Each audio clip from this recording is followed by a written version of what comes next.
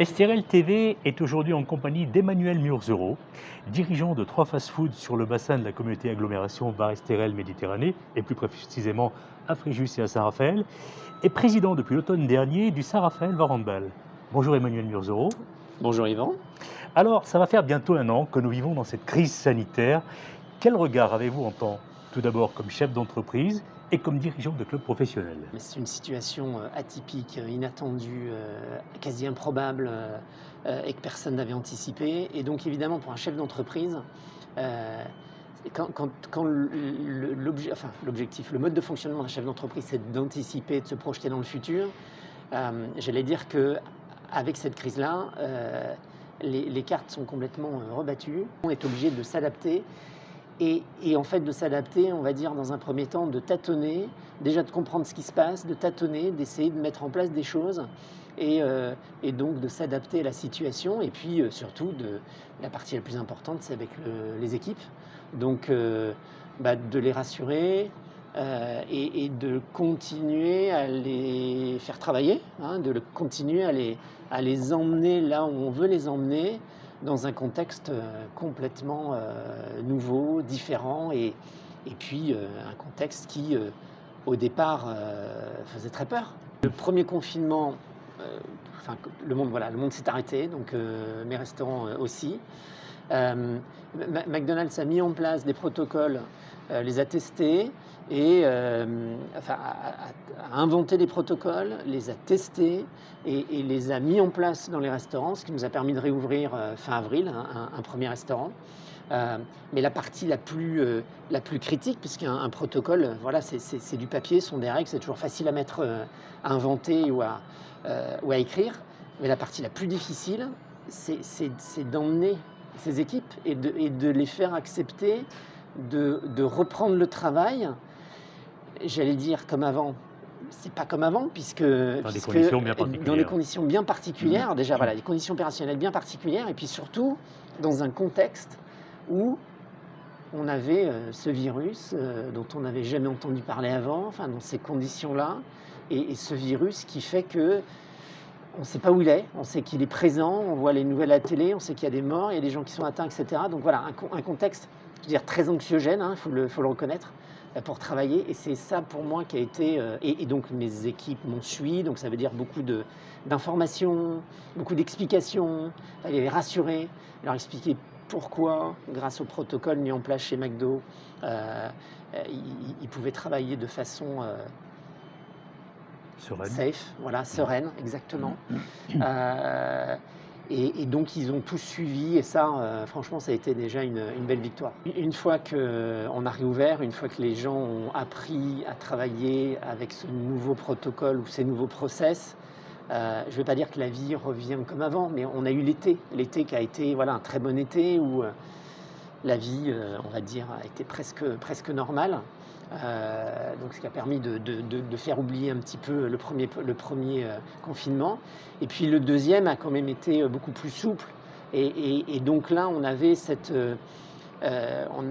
facilité d'adaptation et qui nous a très peu perturbés. Si on regarde globalement, et sans faire de politique politicienne, mais moi qui ai vécu à l'étranger, je pense qu'il faut reconnaître qu'on a la chance de vivre dans un pays qui est quand même très protecteur. Alors, ça ne veut pas dire que le pays va tout faire, bien sûr. Il y a des vraies situations complexes, compliquées, difficiles, voire plus. Ça, c'est évident. Mais oui, heureusement, bien sûr qu'il y a des aides de l'État. Au même titre que donc pour le Saint-Raphaël Handball, pendant le premier confinement, les choses furent plus simples, si je puis me permettre de dire ça, car le championnat s'est arrêté brutalement. Et de ce fait, les joueurs étaient, eux, en chômage partiel. Mais cette saison, c'est plus la même histoire, puisque les matchs se déroulent à huis clos. Donc, sans public, évidemment, sans billetterie, sans marketing. Alors, comment faire face pour payer à la fois les joueurs professionnels ainsi que les éducateurs du club? Alors, oui, ça c'est un sujet complexe, puisque là, on est dans un monde évidemment bien différent de celui de la restauration chez McDonald's, avec des joueurs qui ont repris leur saison, pas les matchs, mais qui ont repris, on va dire, au mois de juillet. Déjà, là, c'était un premier gros challenge parce que jamais dans l'histoire, les championnats ne s'étaient arrêtés de cette façon-là. Donc, jamais les joueurs n'avaient arrêté de jouer, donc arrêté de s'entraîner. Et donc, physiologiquement, ils n'avaient jamais été dans ce genre de situation. Donc, ça veut dire que concrètement, la reprise d'un championnat ne se fait pas avec un interrupteur on et off. C'est-à-dire qu'il y a avant la phase d'entraînement, d'entraînement ou de préparation, il y a une partie de réathlétisation. Pendant les vacances. Et oui, alors ça c'est toujours le même rythme. Ça n'avait pas changé pour la période, mais une période de réathlétisation qui était totalement nouvelle pour nos joueurs. Ça s'est bien passé, voilà, ils ont suivi un programme spécifique, élaboré pour des sportifs de haut niveau, donc tout s'est bien passé. Et puis donc on a pu reprendre la saison avec des jauges, donc 2 matchs. Voilà, un peu de spectateurs, limités, mais on était déjà content d'avoir ça.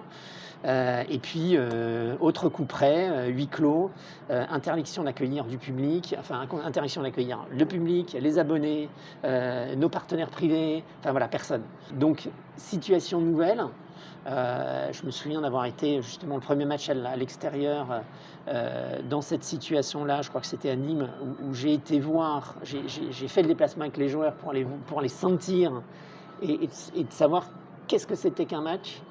À huis clos. Voilà, comment ça se passait et qu'est-ce que nous, on pouvait faire ou mettre en place pour apporter un petit plus et pour que ce ne soit pas le silence complet. Je remplace Jean-François Krakowski, donc qui avait plus de 30 ans dans le club, donc une parfaite connaissance du club, du monde sportif. Moi, j'arrive avec une autre expérience. Le point principal pour moi, c'est la capacité d'adaptation, qu'on soit chef d'entreprise ou pas, mais c'est surtout la capacité d'adaptation, j'allais dire l'anticipation.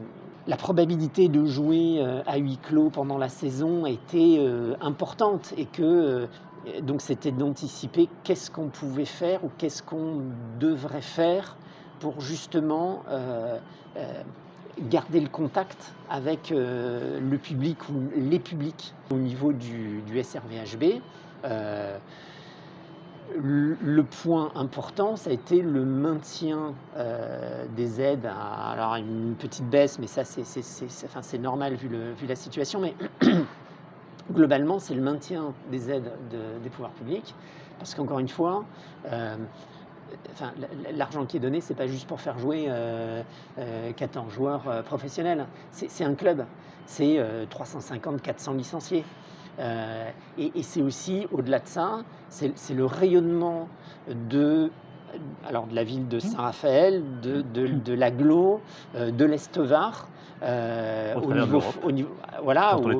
France ou au niveau de l'Europe, etc. Donc ça c'est vraiment important. L'avantage que vous avez, Manuel Murzero, c'est qu'on parle à la fois de la pratique et à la fois de la théorie. Pourquoi je parle de la théorie? Parce que vous avez un rôle aussi au tribunal de commerce. Dans le mot tribunal, c'est-à-dire qu'on juge et qu'on est plutôt là pour...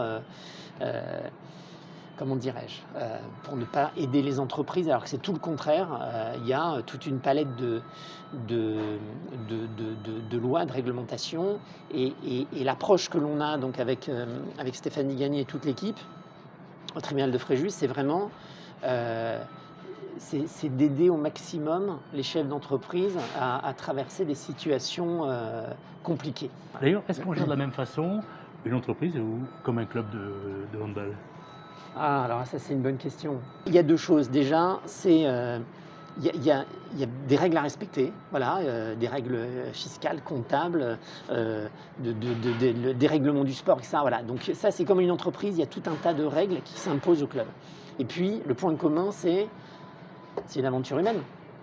Donc là, évidemment, ils n'ont pas la même taille que mes équipes. Oui. Ils sont beaucoup plus grands, ils sont beaucoup plus costauds. Mais au final, c'est comment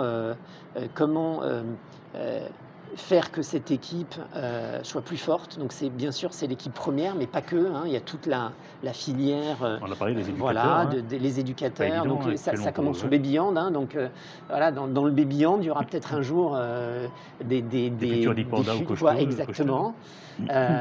Donc il y a tout cet aspect-là, il y a tous les éducateurs, donc c'est vraiment chacun joue un rôle important. Et puis il y a voilà, il y a les pouvoirs publics qui nous aident énormément, il y a les partenaires privés, il y a le public, alors qu'ils soient abonnés ou qu'ils ne soient pas abonnés, etc. Donc il y a une facette de, j'allais dire, de clients, parce que pour moi c'est des clients dans le sens où ils aident le club, où ils viennent voir des matchs, où ils soutiennent le club ou l'équipe. Emmanuel Urzero, vous avez les mêmes initiales que notre président de la République. Ça, Si vous étiez à sa place, comment auriez-vous agi? Alors, je pense que les mêmes initiales, ça s'arrête là. Tous ces dirigeants, hein, peu importe qu'ils soient de droite, de gauche, je ne veux pas rentrer dans la politique, mais quand ils sont dans ce genre de situation, il y a déjà eu d'autres phénomènes mondiaux, des crises économiques, etc. Ou même ça peut être localement, mais quand ils se retrouvent dans ce genre de situation, franchement, c'est tellement facile de les critiquer. On le voit, enfin, qui pouvait prévoir ça? Personne. Qui l'avait prévu? Personne. Qui pouvait imaginer? Personne. Donc ils sont tellement critiqués tous les jours, je pense que c'est pas très honnête envers eux. Je pense que voilà, il y a peut-être des choses qui ont été faites, qui n'ont pas forcément été bien faites, mal faites, etc. Mais globalement, et puis quand on voit avec un petit peu de recul jusqu'à aujourd'hui la situation en France et dans d'autres pays, alors oui, on n'est peut-être pas bon sur ça, sur les vaccins, on est peut-être bon, mais globalement, c'est quand même, j'allais dire, relativement sous contrôle. Tiens, Emmanuel Urzero, avant de me quitter, quel classement espérez-vous à la fin de la saison? Entre 5 et 7, ce serait super, à double titre, parce que déjà ne pas oublier que cette saison, il y a quand même 2 équipes supplémentaires, donc on ne joue plus à 14, mais à 16. Avec l'équipe que l'on a et dans ce contexte-là, si on arrive à finir 7e, entre 5 et 7, ce sera une très bonne saison. En tout cas, on va souhaiter un prochain rendez-vous au SRVHB, puisque nous en parlons. C'est ce samedi, précisément 13 février à 19h pour la réception de Montpellier. Merci Emmanuel Urzero, Merci à la vous. fois dirigeant Merci. des McDonald's sur Fréjus et Saint-Raphaël, et bien sûr du Saint-Raphaël Handball.